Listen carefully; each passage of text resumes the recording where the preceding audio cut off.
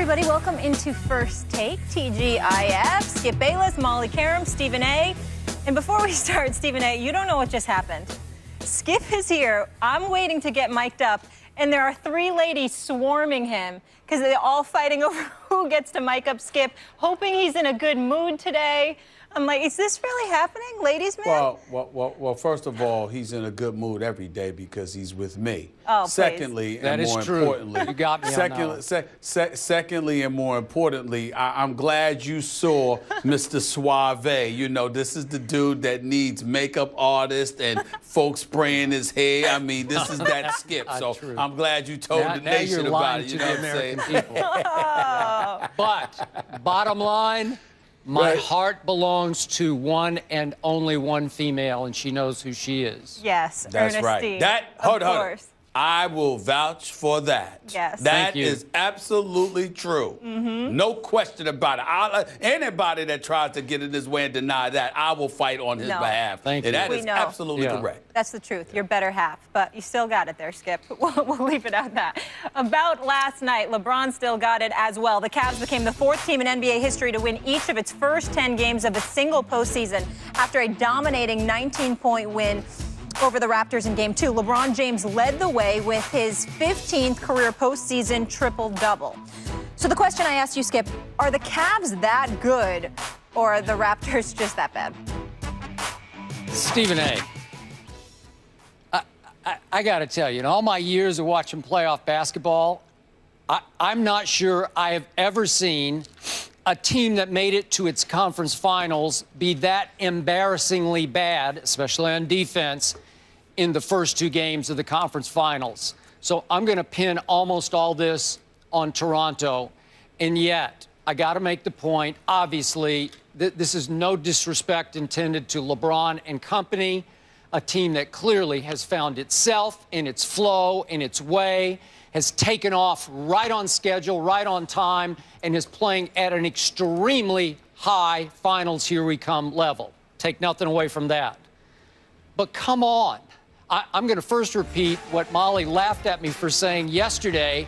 Mannequins could play. Mannequins could play better defense than the Raptors have played in 2 full games against the Cleveland Cavaliers.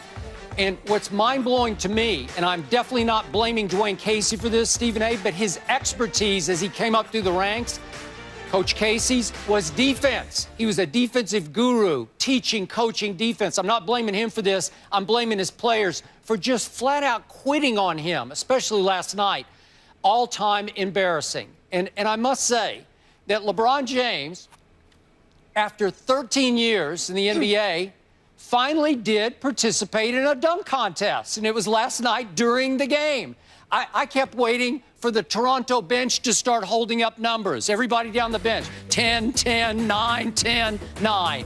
That's what they should have done, because it was just a flat-out dunking exhibition by LeBron that ended at halftime with LeBron being so full of himself, as he deserved to be. He missed a half-court shot and just kept running and hung on the rim to end the half, just to say, in your face. It was just blatant shaming of Toronto to me. So LeBron James, and everybody's heard the stat already, I just got to say it because I love it so much, he made 18 shots last night from an average of 1.6 feet, and it counts 1 foot per dunk, so you can do your math. I'm sorry, 18 in the series. 1.6 feet per shot on 18 made. And now, in Game 1, LeBron made in the restricted area, we know how small that little area is, 11 out of 12. And now in Game 2, in the restricted area, he made 6 of 7. So for the series, 17 of 19 shots LeBron has made in the restricted area. So we have layup drill plus dunk contest equals no defense by Toronto. We know that Valanciunas has missed the first 2 games. Now they're saying he will miss the 3rd game. And I'm not saying he was any candidate for Defensive Player of the Year, Stephen A., but he is a pretty good rim protector. He will fight back. He does know how to play basketball. Apparently nobody else has any fight in them, any drive in them, or any idea of how to defend anyone in the paint on defense. And as you well know, through the first 2 series of playoff series the Cavaliers played, They were all-time hot from the three-point line. They averaged in those first 8 games, obviously 2 sweeps, they made 17 threes a game on 36 attempts. Against Toronto, they've gone 7 of 20 and 7 of 21 because they don't even need to shoot threes anymore against this team. And LeBron, 18 of 21 shots he's made in the paint. He's now 0 for 5 outside the paint because it just doesn't matter. LeBron brought it up himself last night with Doris Burke. I've only made 11 of 21 free throws. It just doesn't matter because it might in the next round, but it doesn't right now. So to me, my takeaway from those first 2 games, Stephen A., in all my years of covering the NBA, never have I been so embarrassed for a team that made it to the conference finals.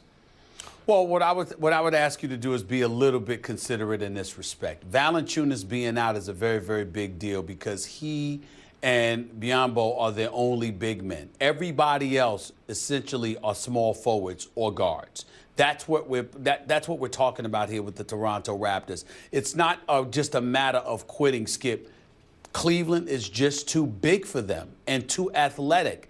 And when your 2 best players, being the Toronto Raptors, are DeMar DeRozan and Kyle Lowry, but you directly have to face off against LeBron James and Kyrie Irving, plus they have support and you don't because you have no depth, what do you expect them to do? It's one of those situations where you're really, from a physical standpoint, you are undermanned and undersized.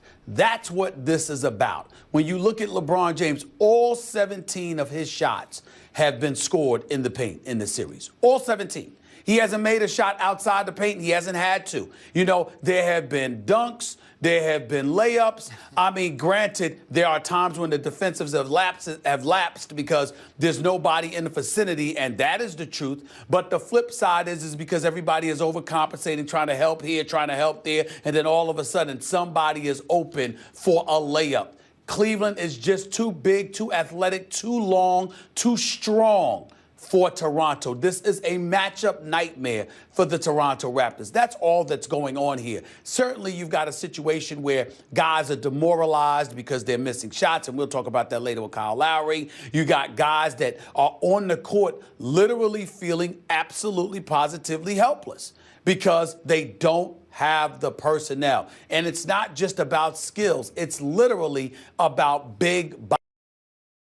Have any other than Biyombo. Even Patterson is essentially a small forward.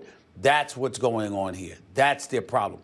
That's why I'm sitting here and I'm looking at it and I'm saying, well, you know, I feel bad for them. I feel sad for them. I'm not disgusted with them because I see just a flagrant lack of effort. I do see where you're coming from, but that's after, Skip, hopelessness kicks in because they're completely demoralized because they have no answer. That's what this is about. This is not about laying down on a coach. It's not about quitting on Dwayne Casey. It's not about any of that. It's about, damn, there's nothing I can do. I can't stop this guy. I can't stop that guy. And then you got to remember, one of your 2 all-stars is Kyle Lowry. Who is he going up against? One of the best offensive players in the game in Kyrie Irving.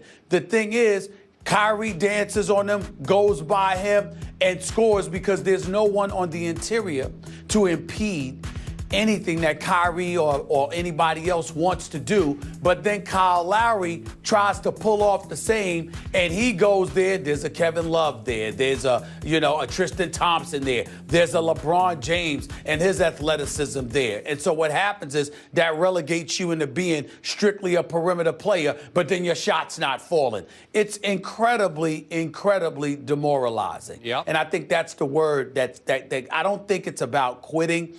I think it's about sheer helplessness because they know they have no answer for this team. If Tristan Thompson and Kevin Love were the stars and they had average wing players to go up against DeMar DeRozan and Kyle Lowry, you'd be talking a different ball game. The problem is that the strength of the Cleveland Cavaliers is exactly the strength of the Toronto Raptors in LeBron and Kyrie, except obviously with LeBron, it's far more formidable than anything Toronto could throw at them. So demoralization, again, is the key word here.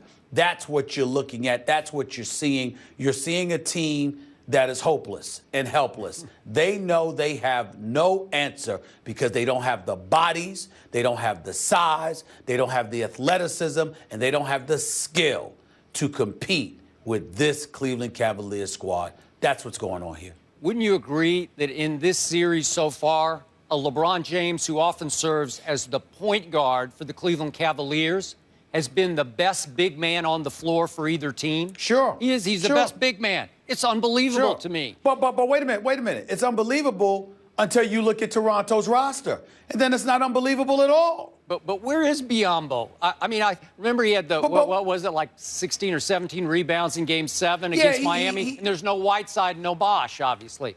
I think but the point is, Skip, Miami was missing shots. Because outside of Dwayne Wade, Goran Dragic was inconsistent. He'd explode one game, he'd disappear the next. Joe Johnson was relatively pedestrian, aggressive one game, not aggressive the next, or he was aggressive or non-aggressive from quarter to quarter. Chris Bosh is out. Hassan Whiteside is out. Justice Winslow is a defensive ace. Josh Richardson is a rookie on the come-up, who I love, but he's a rookie on the come-up. You had guys in Miami missing shots because, again, it was guard play against guard play. Even though LeBron is primarily a wing guy, he has the mass, the size to be inside, more so than the Joe Johnsons, the Dwayne Wades, the Goran Dragics of the world. LeBron James can post you up at 6'9", 250, and take the ball inside. Biyombo don't have an answer for that. None of them have an answer for that. No. And especially if you're Biyombo and you know you've got to try to stay in the game,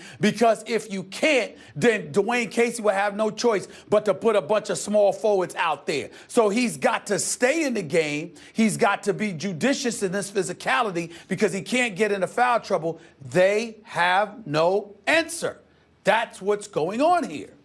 The only way you can counter this kind of superiority in the paint is to make three-point shots. And now for the playoffs, DeMar DeRozan, one of the Toronto Stars, is 4 for 23 from the three-point line. And we know that Kyle Lowry has once again gone completely south.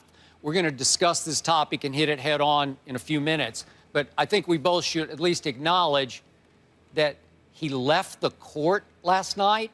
And again, it was 46-all at one point, and right around that time, Kyle Lowry goes to the locker room to decompress, he said, and all of a sudden, the game gets completely out of hand. Have you ever seen anything like it? Because I have not. No, I have not. But it just, listen, it was a bad move on his part. It's a very, very bad look. It's something that no one will get about him because it mental toughness for you to be willing to leave the bench when the game is tied just because you're having a bad game. That's a bad look. I will tell you, I've known Kyle Lowry since he was at Villanova. He's tough as nails, highly competitive, a class guy in every sense of the word. And this is foreign to him, Skip. It's one thing to not shoot the ball well, but against this team, he can't seem to do anything right. And more so than at any point in his career, he's called upon so desperately to help out because DeMar DeRozan can't do it by himself. And nobody else on Toronto is equipped to help him outside of Kyle Lowry. And so when you're missing shots like that, you just become incredibly demoralized. But let's be clear, there's no excuse. Yeah, I get you when you say he's tough as nails, and I've always viewed him as a very physical guard, could bang with you, could take you inside. Mentally tough, too, until last night. Until last night. That was not a good look. That's not a good look. Yeah. No question. All right, so it appears that series is over.